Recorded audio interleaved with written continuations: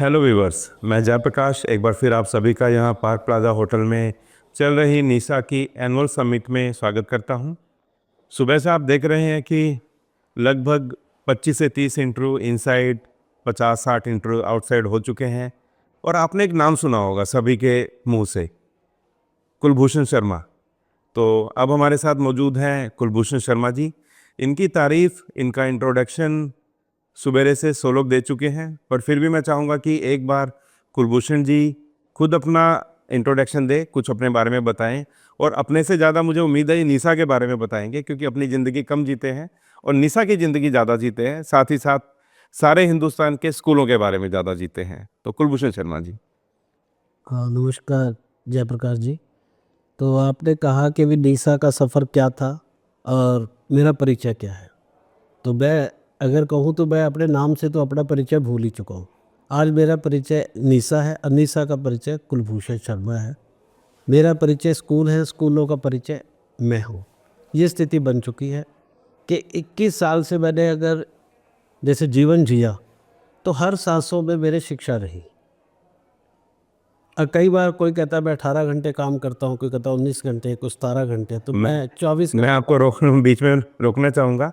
आज यहाँ पर कम से कम 5 लोगों ने, कैमरामैन्स भी अवेलेबल हैं, हमारे डायरेक्टर सर अवेलेबल हैं, ये पॉडकास्ट चल रहा है, मुझे फॉर्मल होने की ज़रूरत नहीं है, सब कुछ इनफॉर्मल है। कम से कम 5 लोगों ने ऐसा बोला है कि शायद दिन 24 की जगह 44 घंटे का हो जाए, तब कुलभूषण शर्मा जी का काम चलेगा। तो ये आपके बारे में लोग ख्याल रखते हैं कि कुलभूषण शर्मा जी के लिए 24 घंटे कम है, वो एजुकेशन के लिए मैंने सबसे एक ही बात ही सुनी है हमने। मैं अगर घंटों की बात करें शायद 44 घंटे काम भी करता हूँ, क्योंकि लोग अपने जीवन में बहुत सारे और भी काम करते हैं। मैंने जब से 2003 से मेरा जो दृश्य है, मैंने जो अपना 90% काम किया है वो एजुकेशन के लिए किया है, स्कूल्स के लिए किया है और स्कूल संचालकों के लिए किया है। तो लोग अपना हो सकता है 20% करते हो। तो अगर घंटों का हिसाब लगाया जाए तो शिक्षा के लिए मेरा जो है 24 घंटे में 5 गुना कर लिया जाए तो शायद 120 घंटे बन जाए।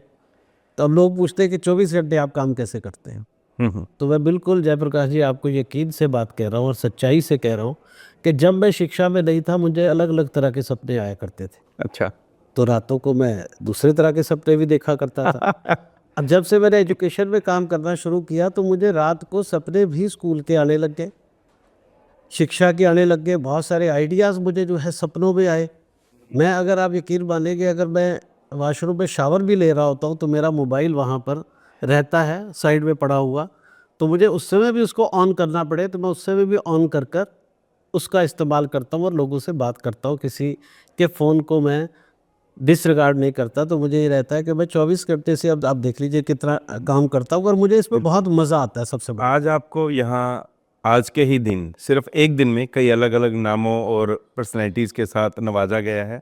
और पिछले 20 सालों में तो पता नहीं किन किन चीज़ों के साथ नवाजा गया होगा। जैसे कि आज मैं आपको बताऊं, आज आपको फायर इंस्टिट्यूटर की संज्ञा भी दी गई। मतलब फायर इंस्टिट्यूटर लगा होता है हमारे यहाँ पर, हम रेगुलर रिफ़िल कराते हैं हर साल। और ये चाहते हैं कि हमें इसे इस्तेमाल ना करना पड़े, बट रिफ़िल कराएंगे, कॉन्फिडेंस रहता है, आग लगेगी तो मदद मिल जाएगी। सो ऐसे भी लोगों की धारणा है कि कुलभूषण शर्मा जी जब खड़े हैं तो हमें डर नहीं है, वो हमारे सुरक्षा कवच है। ऐसा क्यों कहते हैं स्कूल वाले? देखिए, पहले 2003 से पहले कि हम दृश्य में जाए तो एक स्कूल संचालक, अच्छा से अच्छा स्कूल संचालक, जब डिस्ट्रिक्ट एजुकेशन ऑफिसर के ऑफिस में जाता था तो क्लर्क से भी भय खाता था, अपनी बात नहीं रख पाता था, उसको झिझक होती थी, डर होता था। और सरकार तो एक बहुत दूर की कौड़ी थी। जब हमने ये सफ़र करना शुरू किया, लोगों को अवेयर करना शुरू किया, जागृत करना शुरू किया उनके ड्यूटीज़ के प्रति, उनके राइट्स के प्रति, तो धीरे धीरे ये संगठन और लोगों के अंदर एक इतना आत्मविश्वास आया कि आज वो बड़ी सरलता से मुख्यमंत्री के आगे भी अपनी बात बड़ी ताकत से रखने की हिम्मत रखने लग गए हैं। तो ये ताकत जो हमने जब दी तो उससे हर एक को ये लगता है कि अगर कोई भी समस्या आएगी तो वो अब सब अपने आप को निशा समझने लग गए, फेडरेशन समझने लग गए, कुलभूषण शर्मा समझने लग गए। मैं उनमें, जैसे कहते हैं कि मैं उनमें सम्मिलित हो गया और वो मेरे में सम्मिलित हो गए।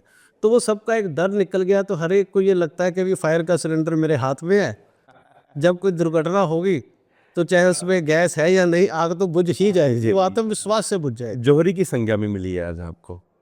जौहरी की संज्ञा इसलिए मिली कि लोग जो यहाँ आ रहे हैं, कुछ लोग नए हैं जिन्होंने पहली बार ये इवेंट ज्वाइन किया है, ऐसे भी लोग थे आज यहाँ। कहते कि हम आके हैरान हैं कि जो लोग यहाँ खड़े हैं इनसे मिलने के लिए हमें टाइम नहीं मिलता, परमिशंस लेनी पड़ती है, और ये लोग यहाँ पर आराम से पूरा टाइम स्पेंड कर रहे हैं, कल से आए हुए हैं, बैठे हुए हैं। कुलभूषण शर्मा जी के अंदर एक पार्क की नज़र है, जो उन्होंने ये मोती ढूंढे हैं, हीरे ढूंढे हैं, और इन सबको एक जगह इकट्ठा करके रखा हुआ है। सो ये कला कहाँ से आई? देखिए जयप्रकाश जी, मेरे एक साथी ने इसी बात से जोड़ते हुए बताता, उन्होंने कहा कि मुझे एक एडिशनल चीफ सेक्रेटरी से मिलना है और मैं बहुत बार ट्राई कर चुका हूँ और मुझे 5 मिनट का समय दिला दीजिए। तो ये एक ईश्वर की ताकत होती है या आपके कर्मों का एक बोनस होता है। जब आप कर्म करते हैं तो जो सामने का चाहे अधिकारी हो, चाहे मंत्री हो, मुख्यमंत्री हो, वो भी एक इंसान है। तो वो उस चीज़ को समझता है कि सामने वाला निस्वार्थ काम कर रहा है, शिक्षा के लिए काम कर रहा है। तो जैसे कि ना कहते हैं भगवान भगत के अधीन होते हैं, ऐसे अधिकारी भी ऐसे काम करने वाले के एक तरह से अधीन हो जाते हैं, भगत की तरह, कि हम भगत और वो भगवान है, लेकिन अच्छे कामों से वो अधीन हो जाते हैं। तो मैंने उनकी जब बात आई तो मैंने एडिशनल चीफ सेक्रेटरी साहब से बात की कि हम आपके साथ एक राउंड टेबल करना चाहते हैं। तो आप यकीन माने, जो 5 मिनट मांग रहे थे, 5 घंटे उनके साथ सारे अधिकारी बैठे, सिर्फ एडिशनल चीफ सेक्रेटरी नहीं, डायरेक्टर भी, एडिशनल डायरेक्टर भी, और लंच भी साथ किया, और 5 घंटे का सबको जो है बात करने का मौका मिला। तो ये सारे आपके, जब आप निष्ठावान होकर काम करते हैं, समाज के लिए काम करते हैं, निस्वार्थ होकर काम करते हैं, बिना डरे काम करते हैं, बिना पक्षपात के काम करते हैं और समाज की बेहतरी के लिए काम करते हैं, तो ये ताकत आपको अपने आप जो है मिल जाती है। मैंने एक चीज़ देखी है कि अब आपने निसा को या हिंदुस्तान की शिक्षा नीति को या फिर नए आयाम कैसे जोड़े जाएं शिक्षा जगत के साथ, आप विदेशों तक लेके गए हैं। आज इसी पॉडकास्ट रूम के अंदर मैंने एक फिनलैंड से एग्जीक्यूटिव थे, उनका इंटरव्यू लिया, और आप हिंदी भाषी हैं, वो इंग्लिश भाषी हैं। आपने वहाँ भी ताना बाना बुना और उनके साथ कोलैबोरेट करके अब वो कह रहे हैं कि हम इंडिया में उनकी टीम है, वो R&D कर रहे हैं यहाँ पे। सो ये सब चीज़ें कैसे मुमकिन हो पाई? देखिए, जैसे जब भगीरथ गंगा को ला सकते हैं, तो ये तो बहुत सिंपल काम है। लोग फिनलैंड जाते थे, हम फिनलैंड को इंडिया लेके आ गए। ये बड़ी अलग बात है। मुश्किल काम नहीं था। जब आपकी where there is a will there is a way, अगर आपकी इच्छा शक्ति होगी और मैंने कहा उसमें ईमानदारी और समर्पण भाव या अच्छा भाव होगा, तो वो चीज़ें अपने आप होती जाती है। ये करने वाला इंसान नहीं होता, फिर वो ऑटोमेटिक होती है। जब अच्छी भावना से आप बात करते हो तो दूसरे पे उसका असर जाता है। तो मैंने इनसे भी निवेदन किया, तो मैंने कहा जो लोग फिनलैंड नहीं जा पाते उनको फिनलैंड वालों को यहाँ लाया जाए। फिर मेरा एक और अभी प्रयास है कि जो बजट स्कूल्स हैं वो विदेशों की शिक्षा का भ्रमण नहीं कर पाते, तो मैं इस प्रकार की भी कोशिश कर रहा हूँ कि बजट स्कूलों के 2 व्यक्ति 2 दिन के लिए फिनलैंड मॉडल का जायजा लेने भी जाएं और उनके रहने की व्यवस्था, उनके स्कूल भ्रमण की व्यवस्था और उनको टीचर ट्रेनिंग की व्यवस्था, इसकी व्यवस्था भी हम करवा पाएँ, इस पे भी हम प्रयासरत हैं। तो इस प्रकार हमने, इसी प्रकार मैं आपको बताऊँ, कैम्ब्रिज में लीडरशिप कोर्स किया। सपना होता है लोगों का कैम्ब्रिज में पढ़ना। एक हफ्ते बजट स्कूल के लीडर वहाँ पर रहकर उन्होंने लीडरशिप ट्रेनिंग ली, और वो कैम्ब्रिज का एक जो बड़े बड़े लोग कहते हैं मैं कैम्ब्रिज से पढ़ा लिखा हूँ, तो आज उनके पास भी कैम्ब्रिज सर्टिफिकेशन है। ये एक निसा की और हमारे अच्छे कामों की ताकत है। I am also one of them. हाँ, मुझे भी मौका मिला बिल्कुल था। बिल्कुल जयप्रकाश जी, आप भी उस डेलीगेशन के सदस्य रहे। बिल्कुल। तो ऐसे ही हमने फिनलैंड, उसके बाद ग्रीन स्कूल टूर हमने बाली का बनाया, और अभी हम जापान के ऊपर भी सोच रहे हैं, सिंगापुर की एजुकेशन पॉलिसी पे भी सोच रहे हैं, ऑस्ट्रेलिया के साथ भी एक्सचेंज प्रोग्राम के बारे में सोच रहे हैं। और ये नहीं है कि उस पर पैसे वाले स्कूल, हम उन स्कूलों को भी ले जाने का हमारा प्रयास है। और गए हैं यहाँ से कि जिन्होंने ये नहीं सोचा था उनको भी ये चीज़ें मिली। तो ये 100 मॉडल स्कूल का क्या कॉन्सेप्ट है? आज यहाँ बड़ी चर्चा रही इस पूरे इवेंट में। 100 मॉडल स्कूल, एक ही चर्चा चल रही है, बजट स्कूल, 100 मॉडल स्कूल्स। और आपने ऐसे लोग देखे हैं जो खुश हैं बजट स्कूल चला के, और उनके मन में कोई रिग्रेट नहीं है कि हम एक बजट स्कूल चला रहे हैं, वो सब खुश हैं। यूजुअली ऐसा होता है, मैंने देखा है कि लोग कहते हैं नहीं जी थोड़ा महंगा स्कूल होता तो ज़्यादा अच्छी बात थी। वो सब खुश है। मेरे साथ यहाँ पे CA रहे, बिजनेसमैन रहे, इंडस्ट्रियलिस्ट रहे, वो सब ने कहा कि नहीं हम बजट स्कूल चलाना चाहते हैं। देखिए ऐसे है, आप दिल्ली में जाए तो राधे श्याम के भटूरे हैं, छोटी सी दुकान के अंदर है, यदि बजट दुकान है बहुत फेमस है। जनपद की चाट एक छोटी सी जगह से फेमस हुई, अम्बाला का कढ़ी चावल छोटी सी जगह से फेमस हुआ। यदि जगह किसी क्वालिटी की मोहताज नहीं है, बिल्कुल क्वालिटी अगर हो तो छोटी सी जगह और कम पैसे से भी अच्छे स्कूलों का निर्माण किया जा सकता है। मतलब है कि जो स्कूल संचालक है उसके अंदर एक पैशन होना चाहिए, क्वालिटी के प्रति अवेयर होना चाहिए, एक जुनून होना चाहिए और एक समर्पण भाव होना चाहिए। उसको अपने दायित्व को बड़े ईमानदारी से निभाने की निष्ठा होनी चाहिए कि मैं इन बच्चों को कैसे क्वालिटी एजुकेशन दे पाऊँ, ये जज्बा होना चाहिए। तो हम ऐसे लोगों को खोज रहे हैं, फिर उनकी हम असेसमेंट करेंगे बड़े प्रैक्टिकल तरीके से। ठीक। हमारे 6 डोमेन है क्वालिटी चार्टर, निशा का अपना क्वालिटी चार्टर हमने खुद डेवलप किया है। 6 डोमेन में उनको हम असेस करेंगे, असेस करके जो उनकी डेफिशिएंसी निकलेंगी उन डेफिशिएंसी को इम्प्रूव करने के लिए या रिमूव करने के लिए हमने बहुत सारे पार्टनर्स के लिए हाथ से हाथ मिलाया है। बहुत सारे एनजीओ, बहुत सारी कंपनीज जो इसमें वॉलंटियरली हमारे साथ काम करने को हमारी इस योजना की वजह से तैयार हैं। हर हम देश को वो 100 स्कूल देना चाहते हैं जो मोदी जी का सपना है, क्योंकि शिक्षा के बगैर इस देश को अगर विश्व गुरु बनाने की हम बात सोचें ये कोरी कल्पना होगी। गुरु 10 साल गुजरेंगे, 20 साल गुजरेंगे और देश वहीं रहेगा। और देश को बढ़ाने का काम सबसे बड़ा देश के नागरिकों का होता है। आज हमारे यशस्वी प्रधानमंत्री जी ने हमें दिशा दे दी है कि देश को विश्व गुरु बनाना है। उन्होंने एक लक्ष्य दे दिया, अब लक्ष्य पे पहुंचने का काम और पहुंचाने का काम शिक्षाविदों का है। और वो शिक्षाविदों का है, बच्चे तो हमारे पास है। बच्चे हमारे। तो हमने कहा कि हम 3 साल में ये मॉडल स्कूल बनाकर समर्पित करेंगे आदरणीय प्रधानमंत्री जी को, हमारे हरियाणा के मुख्यमंत्री जी को, और उनको हम कहेंगे देखिए इस तरीके से हमने इन स्कूलों को सुधारने का और इनको बेहतर बनाने का कार्य किया है, तो क्यों ना मिलकर हम वासुदेव कुटुंबकम की नीति पर चलते हुए जो हमारे देश की वासुदेव कुटुंबकम की नीति का हम अनुसरण करते हैं, तो क्यों ना प्राइवेट और गवर्नमेंट जो भेदभाव बना हुआ उसको ख़त्म करके देश के बच्चों के लिए, प्रदेश के बच्चों के लिए मिलकर काम करें और इस देश को प्रबुद्ध भारत बनाने का काम करें। आज यहाँ के कार्यक्रम में स्वामी रामदेव जी भी आए, तो रामदेव जी भी एक अपना बोर्ड लेकर आ रहे हैं।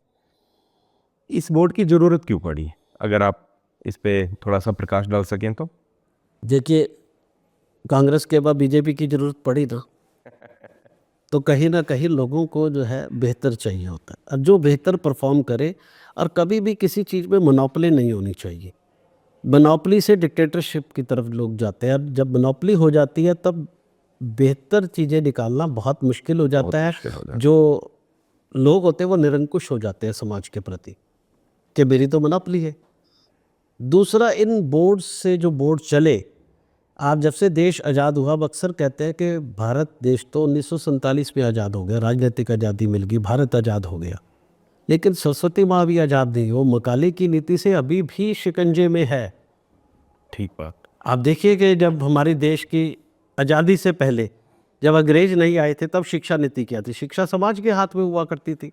समाज से किसके हाथ में गई? सरकार के। और सरकार के हाथ में कौन लेके जाने वाला था? मैकाले। बिल्कुल। लेकिन आज हमारी सरकारें, मोदी जी की सोच बहुत अच्छी है, भारतीय शिक्षण मंडल इस पे प्रयास कर रहा है, बहुत सारे और आरएसएस के प्रबुद्ध व्यक्तित्व इस पे प्रयास कर रहे हैं कि शिक्षा द्वारा शिक्षकों के हाथ में आए, समाज के हाथ में आए, ताकि बेहतर भारत का निर्माण हो सके। तो उसी की तरफ मैं मानता हूँ ये एक बहुत ही अभूतपूर्व प्रयास है बाबा रामदेव जी का, कि वो खुद कूदे हैं कि मैं इस तरह का बोर्ड लाऊंगा जिसकी परीक्षा प्रणाली और शिक्षा प्रणाली भारतीय मूल्यों पर आधारित होगी। क्योंकि आज हमारे बच्चे जो वेस्टर्न एजुकेशन की तरफ जा रहे हैं, बच्चे पहले परिवार टूटे, संयुक्त परिवार टूटे, आज एकल परिवार भी टूट पे हैं। हाँ, बहुत सारे जो है किसी का डाइवोर्स हो रहा है, पति अलग रह रहा है, पत्नी अलग रह रही है, बच्चे अलग रह रहे हैं, बच्चों का आपस में मेल जोल नहीं है। तो परिवारों का ये जो विघटन हुआ, अगर शिक्षा प्रणाली इतनी अच्छी थी, शिक्षा व्यवस्था इतनी अच्छी थी, ये तो होना ही नहीं चाहिए था। क्योंकि बच्चे जो है जैसी आपको शिक्षा मिलेगी उसी प्रकार के तो बनेंगे ना। इसका मतलब शिक्षा में स्पेस है, कभी है। और स्वामी रामदेव जी शायद इस गैप को पूरा करने के लिए अपना बोर्ड लेके आए हैं। मेरी उनको शुभकामनाएं हैं और मैं चाहूँगा कि इस प्रकार का बोर्ड जो है फले फूले, भारतीयता जो है बच्चों के अंदर जो है उसका भारतीयता के मूल्यबोध जो है उनके अंदर, उनका निर्माण हो। दोबारा हम उसी भारत की कल्पना करना चाहते हैं कि जब गली में से एक बुज़ुर्ग जाता था तो बच्चे जो है उसको देखकर कोई भी गलती करने से संकोच करते थे। बुजुर्ग अगर कोई निर्देश दे देता था तो वो उसकी पालना करते थे, माँ बाप की जो है सेवा करते थे। तो उसी भारतीयता को लाने के लिए शिक्षा प्रणाली में मूलचूल और बोर्ड में परीक्षा में मूलचूल परिवर्तन की ज़रूरत थी। और मुझे लगता है ये बोर्ड उस परिवर्तन को जो है करने में कामयाब हो गया। चलो, ये तो हो गई बच्चों और पेरेंट्स से जुड़ी हुई बात जो रामदेव जी पूरा करने की कोशिश कर रहे हैं। जैसा कि आप स्कूल्स को ही सुधारने की या उनकी मदद करने की कोशिश करते हैं, कहीं ना कहीं आपको भी कभी कोई ना कोई कंप्लेन होती होगी स्कूल से भी ज़रूर। कहीं आपको निराशा मिली होगी, आपने इतनी मेहनत की, कुछ हो जाता है कई बार। सो आप हम स्कूल्स वालों को क्या कहना चाहेंगे? आपका क्या संदेश है हमारे लिए? देखो, निराशा भी होती है, मैं कई बार निराश हो जाता हूँ, फिर सुबह आशा के साथ उठता हूँ। रात को थोड़ी निराशा आती है तो सुबह फिर आशा के साथ उठता हूँ और फिर उसी ऊर्जा के साथ दोबारा लोगों के बीच में कूद जाता हूँ। और उसका परिणाम आज आपने देखा है कि इतना बड़ा सम्मेलन और पूरे हिंदुस्तान में एक लहर चल चुकी है। आज नीसा के साथ 1 लाख नहीं 2-3 लाख विद्यालय जुड़ चुके हैं। बिल्कुल, यानी कहीं ना कहीं हमारी सोच का वो समर्थन करते हैं। बिल्कुल। और जो भी हमारी सोच को सुनता है, हमारे कार्यों को देखता है, वो उतना ही हमसे जुड़ता जाता है।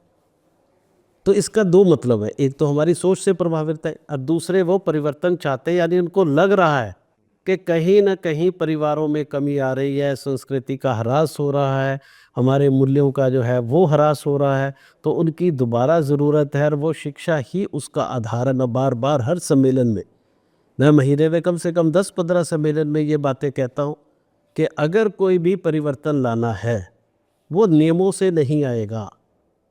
अभी मैं एक कॉन्फ्रेंस पे था, उन्होंने कहा कि ये सेफ्टी के उपकरण उपकरण लग जाने चाहिए, ये सेफ्टी के रूल्स बन जाने चाहिए।